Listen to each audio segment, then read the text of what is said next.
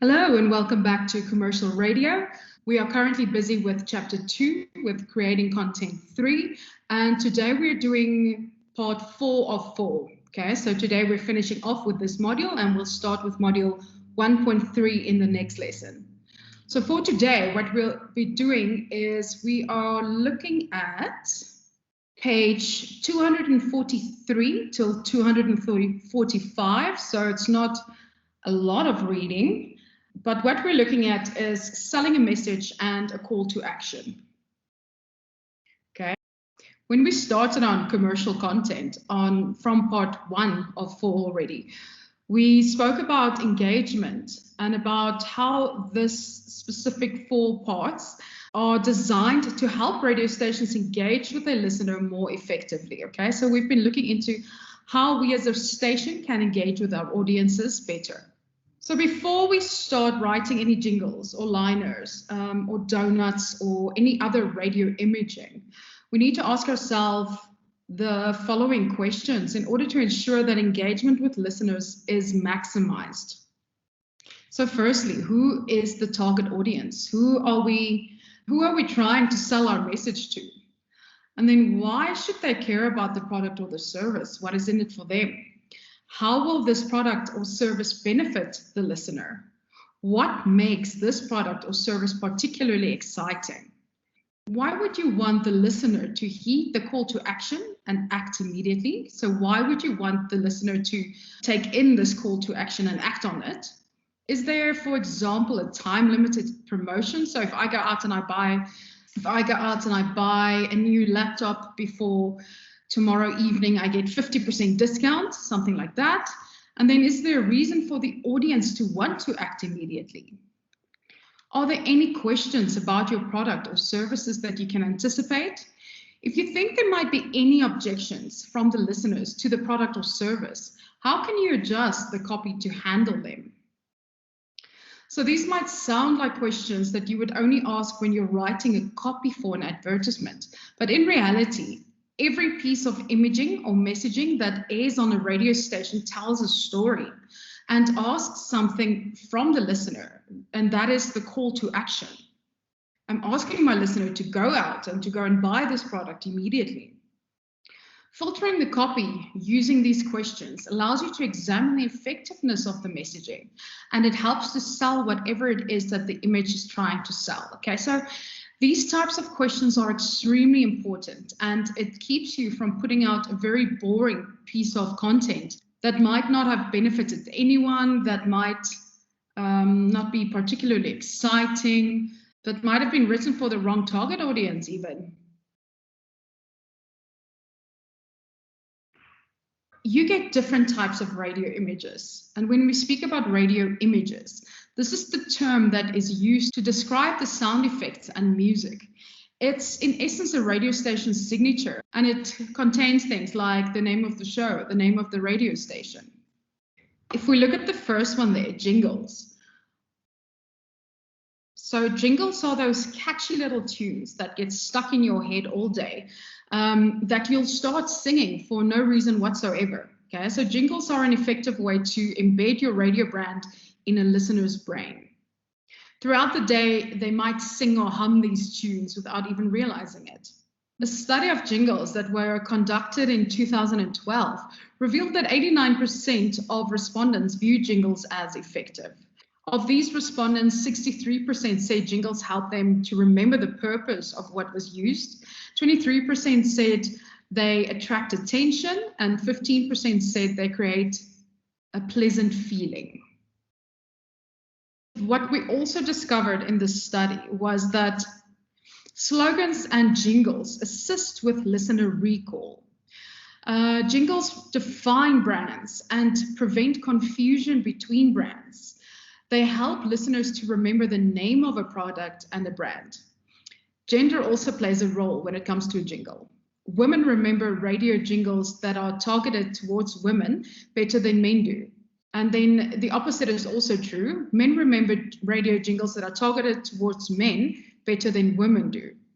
And if we look at the jingle that was most widely remembered, it was the Coca-Cola radio jingle. What are we getting out of all of this? What we can see here is that radio jingles are highly effective in branding a radio station and contributing to recall, which is something that we want. When writing and producing radio jingles, it's important to remember that the main goal is to make it recognizable and memorable. Some jingles might take 30 seconds to make this happen, but others can do this in a mere 6 notes. Think about a few notes you hear at the end of every Coca-Cola or what's another one, Danone ad on the radio station. This is called audio branding using a jingle. So there are a couple of traits of an effective jingle. There are a few things that stand out that make an effective jingle.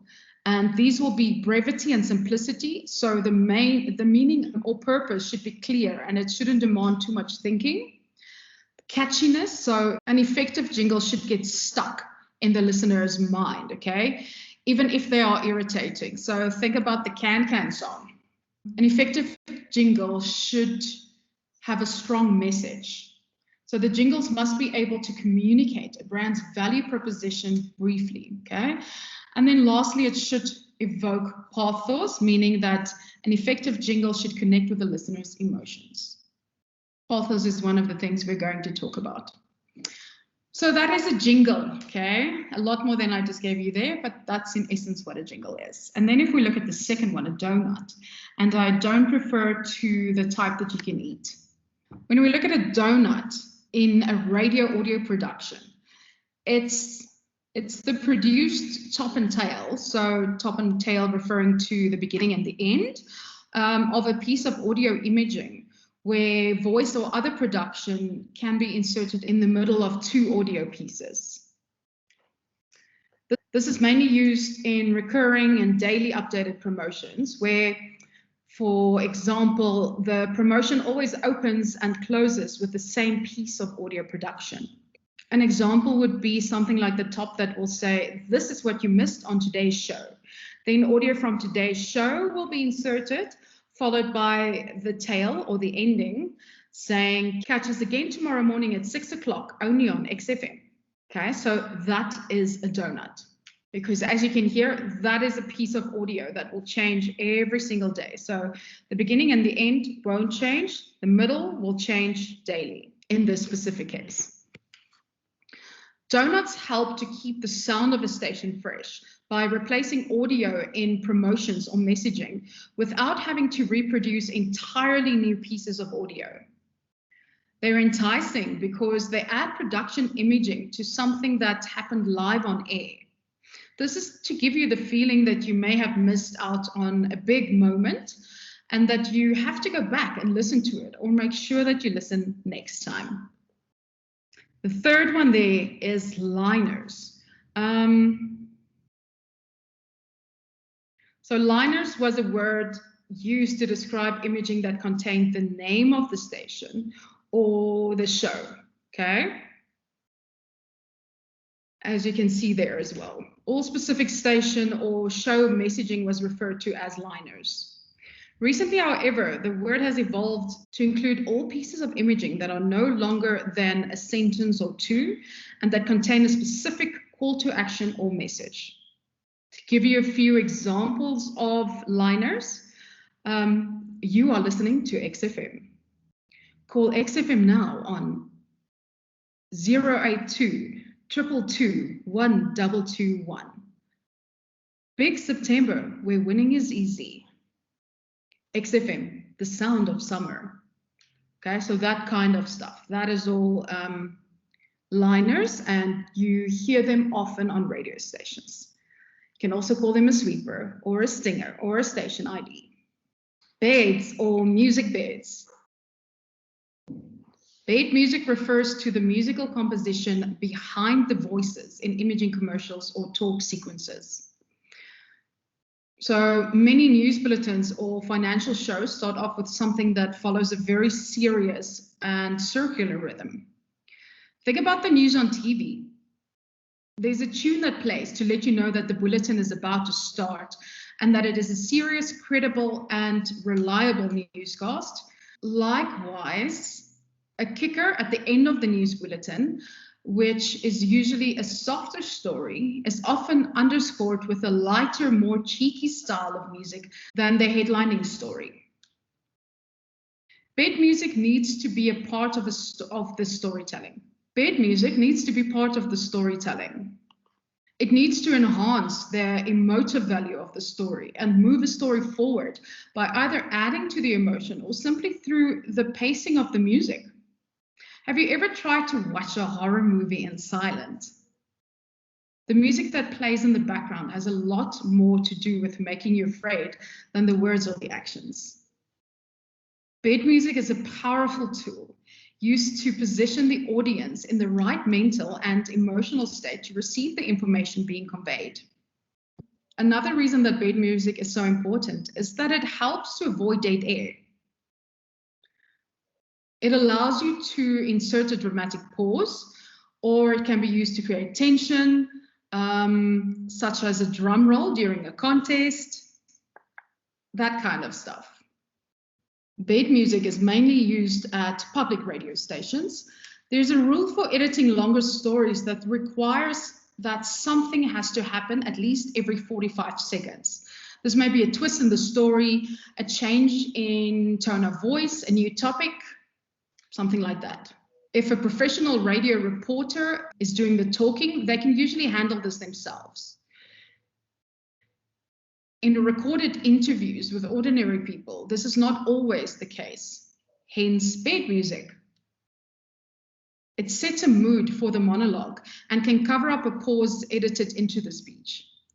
The popular public radio show, This American Life, and popular podcast Lore are good examples of this use of music bed. Remember that music is emotional, and bed music should enhance the emotive value of a piece where it can. Bed music can also become synonymous with the presenter. It can become their sound, okay, so their signature sound, and act as a reminder to the listener of the presenter that's currently on air. It is, however, important to realize that bed music can be a distraction to the listener, which obviously should be avoided. If your bed music is drawing the listener's attention away from the spoken word and causing them to focus on the bed music rather than on listening what is being said, then it's not effective. One of the easiest ways of avoiding this is to never use instrumentals of recognizable songs as beds. Your listeners should not be able to sing along to the music bed. Bed music should act as a background, not as a foreground of any listening experience. So if I used Titanic's theme song as my music bed, everyone is immediately going to go there, going to go to Titanic, okay? So the listener's attention is not going to be with me. So it's important to stay away from well-known songs. And then lastly, a word that comes up that we've seen is pathos. And this is a quality that stirs emotion. Okay, now that you have a clearer understanding of those, let's get back to selling a message and a call to action. So all of these that we said before you write a jingle or a liner or a donut or any other station imaging, you need to look at all these questions. All of those might sound like questions you would only ask when writing a copy for an advertisement, but in reality, like I've said, every piece of imaging or messaging that airs on a radio station tells a story and asks something from a listener, so it's the call to action. Filtering the copy using these questions allows you to examine the effectiveness of the messaging and helps you sell whatever it is that the imaging is trying to sell. All right, so let's look at the essentials for selling the message. This can be used for advertising copy, for audio imaging, and for audio branding. First one there is attract the listener's attention. Make the message stand out from the rest. Okay, so incorporate a hook. Speak to the listener's self-interest. It must be clear to the listeners what the advantages for them are. Why are they listening? What is in it for them? Use words that paint pictures. Don't use descriptions, but use words that bring images to mind. So you can use descriptive language, but if I close my eyes, the way that you are telling the story or selling this message to me, I should be able to see in my mind. Avoid being overly clever or creative. Keep the message simple, okay? Stick to what the average listener will understand. Think about how it feels if you can hear someone is trying to be clever. Someone's trying to be overly clever in the way that they're speaking. It's not relatable to us, okay? So stick to language and make sure that you keep the message simple. The next one is motivate the listener. Create reasons for the listener to act or keep listening by giving them incentives. So for instance, something like, you thought Rihanna has retired? Guess what? She just brought out a new single, so stay tuned to hear the newest one. Avoid cliches. Don't use words and phrases that aren't interesting or effective. Again, keep the message simple, okay? Don't waste the precious time that you have. And then keep it short. The listeners might lose interest if there's too much talking. So again, if we look at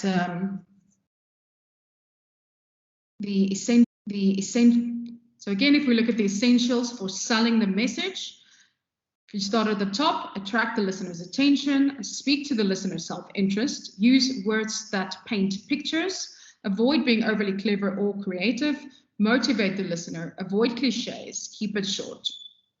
So what is a call to action? We keep saying selling a message, and we keep saying what we're doing is teaching you how to sell a message and a call to action. But what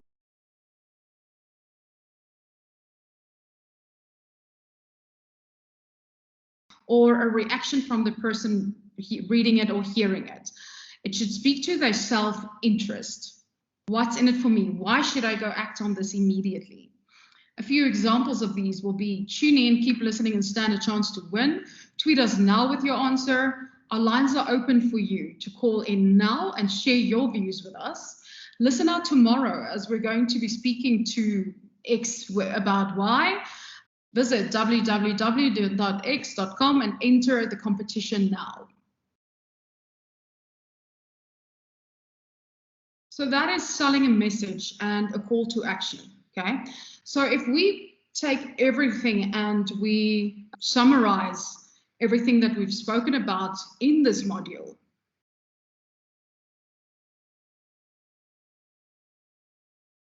so within this model, what we did is we started by looking at promotions. And what we said about promotions is that they should be emotive, they should incorporate FUBBY, and FUBBY, which stands for fun, useful, bold, beautiful, and inspiring. That was the first things that we mentioned. Why must you bring in this emotional connection, or why must you bring in FUBBY? Because if your content satisfies the FUBBY standards, it's more likely to emotionally connect with your listener. We spoke about the fact that on-air promotions and contests are used with the aim to draw in new listeners and to get current listeners to tune in more often. So we're trying to get our listeners to listen more. And then radio promotions work to achieve, so there are 4 objectives that radio promotions are trying to achieve. Firstly, to entertain the passive listener and to get them to listen for longer and to talk about content. Secondly, to engage research participants, to get them to play along and therefore to listen for longer and to talk about the content. Thirdly, to create platforms of engagements for brands and listeners and advertisers. And fourth, to gather data on our listeners, okay? So to get detailed data to benefit both the station and its advertisers. So what is a passive listener then? This is a listener who is not actually participating in the contest or the promotion, but is listening to others who are participating on air. An active listener is then the other one. So this is the engaged listener who will actively participate on air. So contests will appeal to active listeners, as they are more likely to participate in research projects like station focus groups. There are benefits involved with promotions and contests. There are benefits involved with promotions and contests. This involves great on-air audience participation, which builds brand awareness. This is a very engaging way of highlighting new products or product launches. It's a good communication for short-term objectives of a brand. It helps to create a strong positive brand association, and listeners can now be pointed to a point of purchase. Listeners can be directed to a point of purchase. So then we looked at how to execute this promotion or contest or winning moment. And we said in executing a promotion, it's important to keep the purpose of a promotion in mind. And the purpose of a promotion, again, is to entertain the passive listener and to get them listening for longer and talking about the content. And then secondly, to engage with the active listener, who is also your research participant, trying to get them to play along and therefore listening for longer and then talking about the content. And lastly, to create platforms of engagement for brands and advertisers.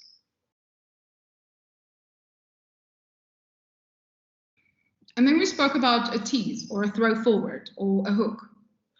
And we said all good promotions need to be teased or promoted by the listener. And your tease needs to get the listeners interested to either listen or participate in the promotion, or to give the advertiser space to highlight the brand. The promise will look different for your for both your passive and your active listeners. So for your passive listeners, you need to incorporate FOBI. All right. So in your promise, your tease or your throw forward needs to incorporate FOBI in this part of the emotion, as you're trying to convince them that the piece coming up will be funny or fun to listen to, or useful or bold or daring, or a beautiful piece of audio or something that will inspire them. Once this promise has been made, it's your job as the presenter to make sure that the execution of the promotion lives up to this promise, and it creates that emotive response that will keep the listener engaged and get them talking about the promotion. And then for the active listener, the promise is the explanation of the mechanics of the promotion, along with simple instructions on how to enter. With regards to the execution of a winner moment, this is the moment that the promise is teasing toward, the execution of this promotion. You as a presenter are now performing for the passive listener, because the active listener is either playing along and is fully engaged as a player, or they've now become a passive listener because they couldn't get onto the game or into the final or whatever it is. So they are also now listening.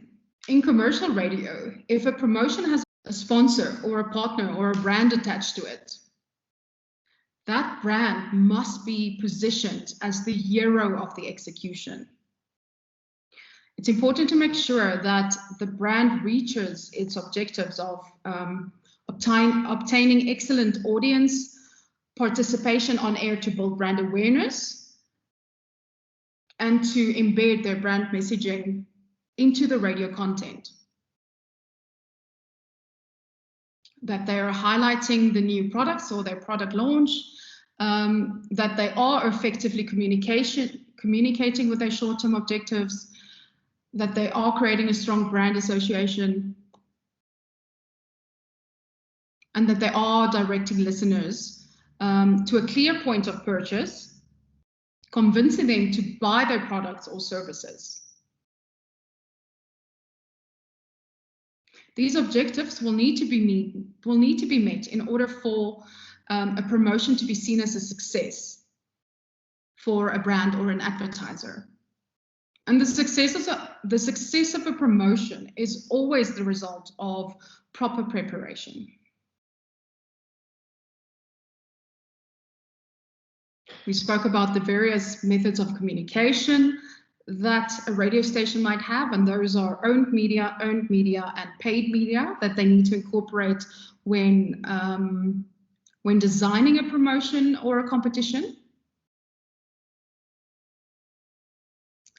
And if we look at a brief breakdown, owned media is the brand. Owned media is what we own. So a radio station owns its shows and its content. It owns its own websites and blog sites, its own social media pages and platforms. These include Twitter, Facebook, Instagram, Pinterest, LinkedIn, and they own their own apps and Mobi sites if they have any. Okay, so owned media is normally where you would want your listener to land on. Then you get earned media.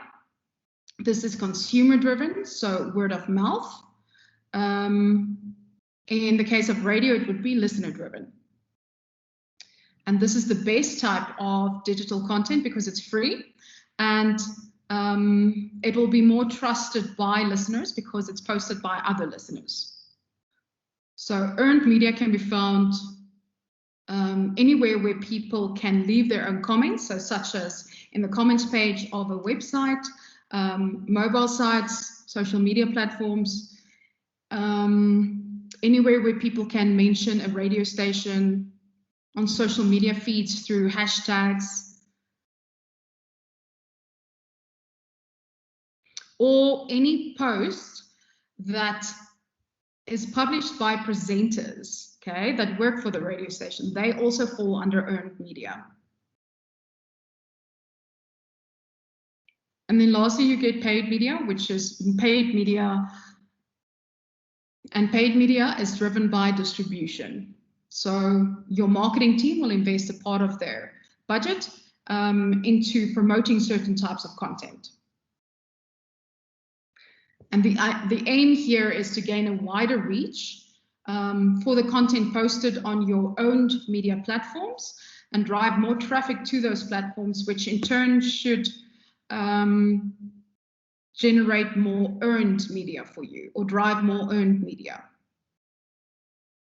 Influencers also fall into this category, and there are several types of paid media. So for example, cost per clicks, promotional campaigns, sponsored and promoted posts,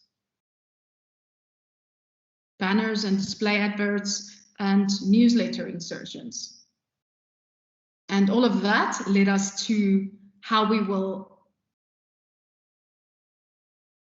sell a message and a call to action then, okay, for the promotion. So how do we sell this promotion and what type of call to action, or how do we do a call to action for this promotion? And here we'll incorporate things like your jingles and your liners and your donuts and other radio station imaging, okay, to ensure that engagement with your listeners is maximized. And that brings me to your homework, which is on page 245, okay? It's activity 6C there. So number one, there says, discuss the difference in terms of level of importance between the three types of show promotions discussed, and explain why you think one is more important than the others. Okay, so think back to the types of promotions. Number two, explain what a radio jingle is and give 3 reasons for why it is used in radio production. And number 3, match the following terms in column A with their correct definitions in column B. So it says donut, liner, beds, pathos, imaging. Okay, so you have all the answers to those. Okay, and that brings us to the end of this module then. So in the next lecture, we will continue with a new module, with module 1.3, but you should have a very good idea now about a promotion and everything from start to finish on it, okay? So with that, I say goodbye for now until next time. Bye.